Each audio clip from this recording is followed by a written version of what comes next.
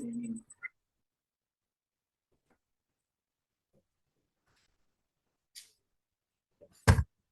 teman-teman, nama saya Dwi Wahyudi Saputra, NIM 1152000152. Di sini saya akan membahas tentang metode penelitian ya teman-teman. Di sini saya akan membahas temanya perbedaan antara antara kuanti perbedaan antara kuantitatif dan kualitatif ya teman-teman. Di sini saya akan membahas itu. Perbedaan penelitian kuantitatif fokus pada statistik dan generalisasi, biasanya digunakan untuk menguji teori atau hipotesis dengan cara objektif. Sedangkan penelitian kualitatif menggali makna, menggali makna, persepsi, dan pengalaman. Ini lebih subjektif sih ya teman-teman, karena penelitian terlibat langsung dalam prosesnya. Jadi kayak ada proses wawancaranya gitu. Jadi kita sosialisasi sama orang gitu teman-teman. Kalau kualitatif ini saya juga kalau nanti kalau skripsian mau ngambilnya kualitatif aja. Contoh kuanti itu biasanya contohnya kuanti ini survei tentang beberapa sering survei tentang seberapa sering mahasiswa menggunakan media sosial. Nah, itu kuanti. Kalau kuali biasanya contohnya wawancara mendalam tentang bagaimana media sosial mempengaruhi kepercayaan diri mahasiswa. Begitu dari teman. Jadi kalau kualitatif itu ada interaksinya teman-teman. Itu. Saya akan membahas materi seputar metode penelitian komparatif yang cukup mencakup perbedaan penelitian kuantitatif dan kualitatif. Teknik pengumpulan data juga saya akan bahas, analisa data juga saya akan bahas, populasi dan sampling saya juga akan bahas, penyusunan instrumen penelitian hingga validitas dan reliabilitas serta paradigma penelitian. Jadi tetap sama saya terus ya teman-teman. Semoga bermanfaat ya. Oke, jadi gini teman-teman, perbedaan kuantitatif itu fokus pada angka, statistik, dan pengukuran yang pasti teman-teman. Jadi harus pasti kalau kuantitatif itu. Tujuannya kuanti itu untuk menguji teori dan melihat hubungan antar variabel. Metode yang digunakan survei, eksperimen, itu metode yang digunakan untuk kuantitatif ya teman-teman. Contoh survei tentang jumlah pengguna media sosial di kalangan remaja. Itu dari kuantitatif tadi ya teman-teman. Sekarang saya akan membahas penelitian kualitatif. Kalau kualitatif itu fokus pada makna, pengalaman subjektif, dan konteks sosial teman-teman, lebih ke sosial. Tujuan kualitatif itu untuk memahami fenomena fenomena secara mendalam. Jadi kita masuk ke fenomena itu ya teman-teman, kita ikut terjun gitu. Metode yang digunakan itu wawancara, observasi, dan studi kasus. Kita itu biasanya kalau kualitatif itu banyak wawancaranya teman-teman. Jadi kita harus jiwa-jiwa sosialisasinya kita harus ini harus bisa lah, harus lancar juga ngomong sama orang lain gitu. Itu salah satunya. Di sini saya juga akan membahas perbandingan kuantitatif dan kualitatif ya. Kalau perbandingan kuantitatif itu data numerik hasilnya generalisasi. Kalau kualitatif itu data naratif hasilnya kontekstual. Begitu teman-teman. Terus selanjutnya saya akan membahas tentang pengumpulan data, teknik pengumpulan data.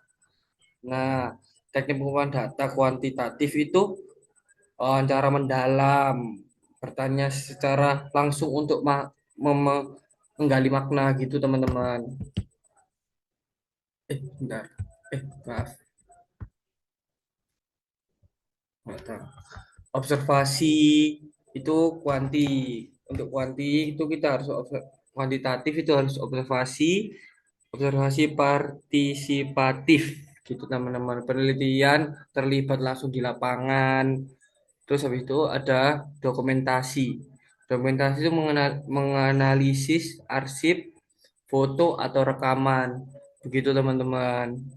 Kalau analisa data kualitatif itu reduksi data, memilih dan memfokuskan data penting. Terus ada coding juga, memberi label atau kode untuk mempermudah pengelompokan data. Pengelompokan data. Terus ada penarikan kesimpulan, menghubungkan tema-tema menjadi interpretasi makna.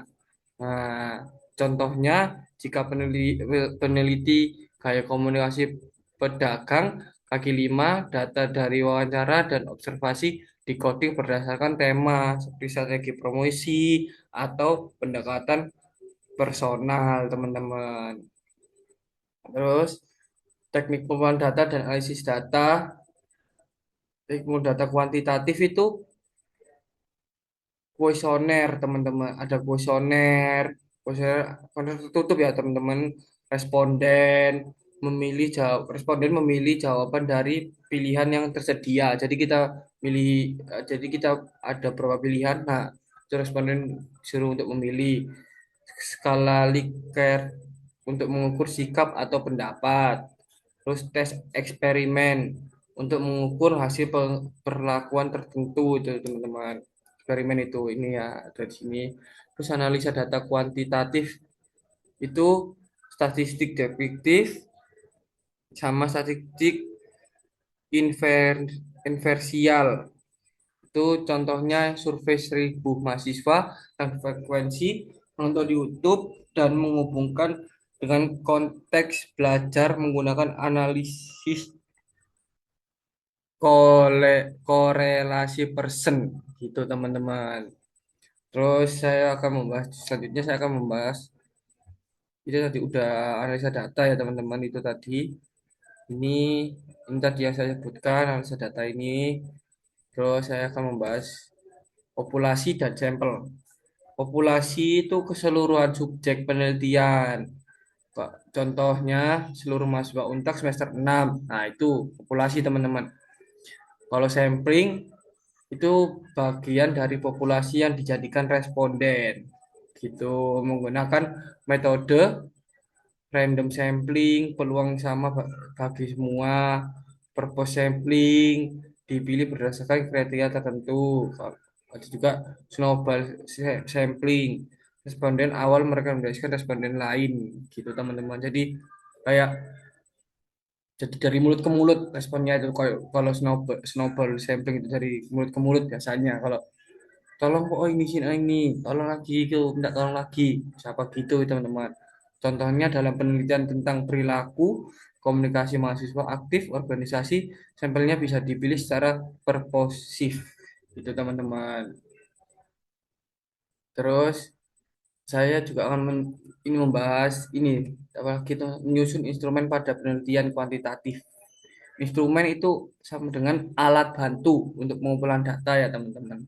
Langkah-langkah menyusun instrumen itu menentukan variabel dan indikator. Ada lagi menyusun item pertanyaan tertutup, menguji instrumen, merevisi berdasarkan hasil uji validalitas, dan reliabilitas ya teman-teman. Contoh variabel tingkat kepuasan pelanggan buat pertanyaan seperti seberapa puas Anda terhadap pelayanan restoran ini. Nah, itu kan biasanya ada kayak gitu kan teman. Satu sama dengan sangat tidak puas, lima itu sangat puas, gitu teman-teman. Terus nah ini saya kan sekarang akan masuk di validitas dan reliabilitas itu ya teman-teman. Validitas itu alat ukur benar-benar mengukur yang dimaksud, mengukur benar itu benar nggak mengukur. Ternyata belum tentu ya teman-teman. Jenis validitas itu isi, validitas konstruk, validitas kriteria. Kalau reliabilitas itu konsisten hasil pengukurannya jika dilakukan berulang-ulang. Itu pasti kayak kalau di anu lagi di apa lagi kalau diukur lagi tuh anunya konsisten terus teman-teman. Nah, itu namanya reliabilitas ya teman-teman. Contoh, jika kuesioner kepuasan pelanggan diuji kepada 30 orang dan hasilnya stabil, maka reliable jika isinya mencerminkan semua aspek kepuasan, produk, pelayanan, harga, maka valid itu teman-teman. Sini saya juga akan membahas paradigma penelitian, teman-teman. Paradigma itu sama dengan cara pandang terhadap realitas dan ilmu pengetahuan. Paradigma paradigma itu ada tiga, teman-teman ya. Paradigma positivistik. Nah, itu kuantitatif biasanya, teman-teman. Nah, itu ada di paradigma positivistik itu ada realitas dianggap objek, penelitian netral dan tidak terlibat. Tujuannya tujuannya untuk menguji teori. Kalau ada juga paradigma interpretif, itu buat kualitatif biasanya.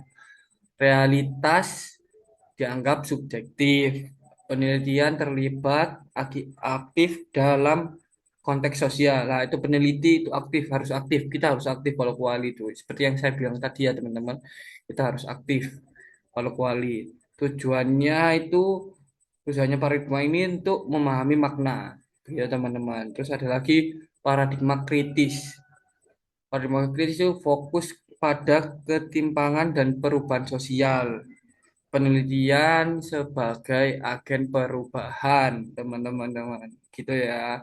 Contohnya itu saya kasih contohnya penelitian tentang dampak iklan pada remaja itu contoh buat positif positivistik ya teman-teman. Kalau kalau contoh untuk interpretif itu penelitian tentang makna siaran berita bagi masyarakat. Nah, itu contohnya.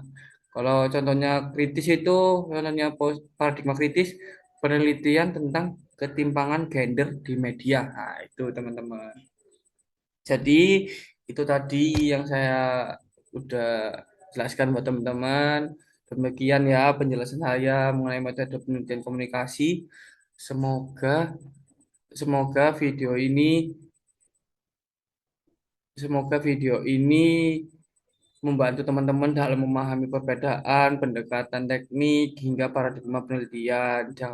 Jangan lupa penelitian yang baik itu bukan soal metodenya ya teman-teman, tapi juga soal etika dan integritas ilmiah. Terima kasih sudah mendengar saya. Maaf ya jika banyak salah kata. Maaf. Ada enggak. Terima kasih.